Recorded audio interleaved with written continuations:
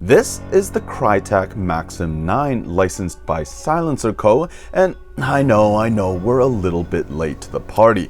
Krytac was kind enough to send us this one a little while back, but we've been holding off releasing this video until now because we've finally received a shipment of Maxim 9s. A very unique looking piece for sure, with massive front end and split slide, runs green gas or CO2, compatible with VFC Glock magazines with a selector under the slide for full auto fun, which the real Maxim 9 is also capable of. The Silencer Co. Maxim 9 this gun is based on created pretty big waves in 2017, offering a built-in baffle system that makes even supersonic ammo relatively quiet. However, there were cycling and light striking issues, which combined with a lengthy and often impossible process to obtain suppressed full auto firearms, Silencer Co. sadly discontinued the Maxim 9. At least the airsoft version performed really well in our testing, and even here in Canada, you can own this one just fine. With the firearm becoming rare, there is of course the collectability aspect as well, a bit like Krytac's own Warsport LVOA. This is the Canadian spec version, which comes with an extended 180mm inner barrel over the stock 115 and comes default as the long baffled version. Velocity with CO2 starts at about 410 feet per second and steadily drops off as CO2 is emptied. Coming in at 1,063 grams with magazine, it's got a decent amount of weight to it. For reference, a VFC Glock comes in at about 650 grams. The front end is entirely metal, using a pretty familiar metal and texture as Krytac's AEG bodies. For the most part, only the lower grip area is polymer, making the gun a little front heavy, but of course that's kinda to be expected for such a chunky front end, and it's still very easy to point one-handed. The grip itself is a good size and with a thicker profile fills the hand quite nicely.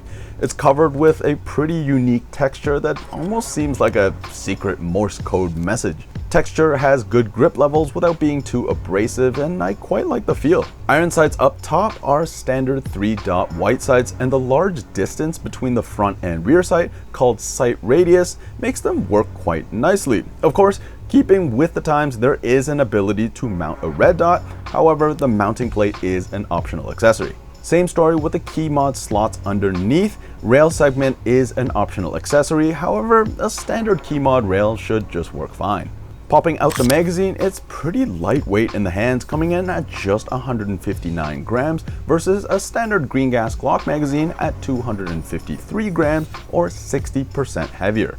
When you pull down the follower, it has a nice wide channel to load up your BBs. Pretty standard Allen key to install CO2. The gun comes with all the necessary Allen keys, by the way, 3 in total. Inserting the CO2 tip first, which seems logical, actually doesn't quite have the clearance even with the thread loosened all the way. You need to go butt first. Turn the screw quickly to avoid CO2 bleed off, and I like to give it a good finger tighten to make sure the seal is snug. In our testing, we got about 80 to 100 shots per CO2 with a nice hard kick, so it has pretty decent gas efficiency. The extended base plate isn't just for show, and I really like these chunky base plates as it gives you something nice to grab onto. If you haven't already, try out this so-called tactical reload, which allows you to have good retention on your empty magazine to re-index into a mag pouch. Looking at the slide, it has a slight bulge to the sides, and combined with a very aggressive serration pattern, offers a really good grip. Reminds me a bit of the Magnum from Halo, but also a little like a Nerf gun. Anyways, of course, like any split slide, you can't rack it from the front, but there is a lot to grab onto at the back. Slide release is ambidextrous, and being pretty wide is very easy to actuate. Hop-up adjustment is located on the left side of the chamber, adjusted with an included Allen key. Overall, I quite like the look of this open action. It's pretty unique and also allows you to easily see into the chamber. Looking at the trigger now, it's a flat-faced Glock-alike design with trigger safety. Take-up is about 2mm with the wall starting when the trigger is straight vertical. Break is crisp, but it's on the heavier side compared to a standard Glock. There is quite a bit of over travel after the break, but it's kind of hard to tell because of that heavier break. Reset is where the wall starts with a nice audible click. Not a bad trigger by any means, but an over travel adjustment screw would shorten that travel quite a bit and really help make this trigger shine. Takedown is really quite nice on the Maxim 9. Push in on this little button at the rear of the slide and then flip up this metal tab at the front. Gently rack the slide back and then tilt it backwards to remove. It's nice to see a good amount of steel here, with the chamber, spring guide, fire selector, and slide catch all being made of steel, among other parts.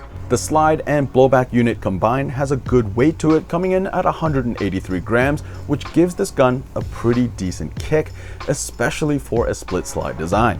The nozzle has a very smooth action, which is always nice to see. The fire selector under the slide is nice and tight, as it definitely should be. The spring guide is a sort of double rod design and is captured inside the slide itself, which is pretty nifty. To put it all back together, simply reverse the steps to reinstall. Super easy.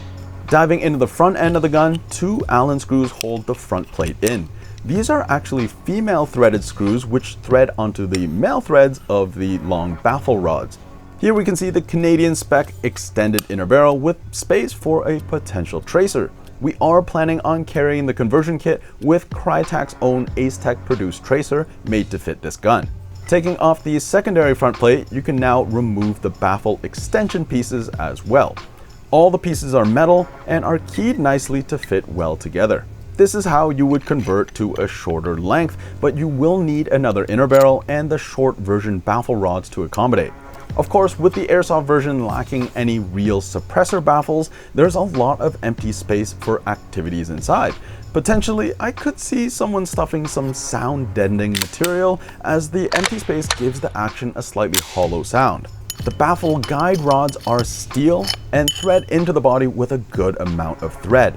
A little bit of thread lock might not be a bad idea, but in our testing, these were just fine. With the final piece removed, it would be pretty cool to run the gun at this length.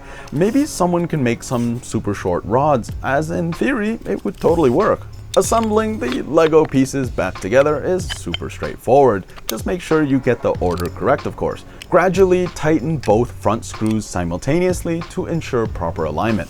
Popping in a magazine, let's see how she cycles. As a side note, we have been avoiding live fire to try to appease the YouTube reviewers. We hope to be able to include more range footage again in the future. It's worth mentioning on the range this gun performed very well, and with its longer sight radius and longer barrel, we noticed excellent accuracy. No complaints there. Action feels very nice with a nice heavy blowback powered by CO2. Definitely really satisfying to shoot. Cyclic rate is pretty quick, but the longer trigger travel does make quick double taps a little hit or miss, with me missing the reset a couple times. Partially skill issue, of course, but again, reducing that over travel in the trigger would definitely improve this. Racking the slide back and switching into full auto, we can see that cyclic rate is indeed very capable of quick double taps. Friendly reminder not to go crazy with full auto on any gun, much less CO2 gas blowback, but still, our tester handled everything we threw at it just fine. Through about 500 rounds, we did not see a single failure. To end off this video, I think this is of course a nice piece for the collectors looking for something unique, but also anyone who really enjoys running pistols that want to change things up a bit. Like any unique design, there's a few quirks to work around, but overall, the Krytac Maxim 9 met and even exceeded certain expectations just fine, and I think it's a really good effort as Krytac's first pistol. If you can, definitely try to come by the store and check one out for yourself. As always, thanks so much for watching. Subscribe if you enjoy clicking subscribe buttons, and I'll catch you on the next one.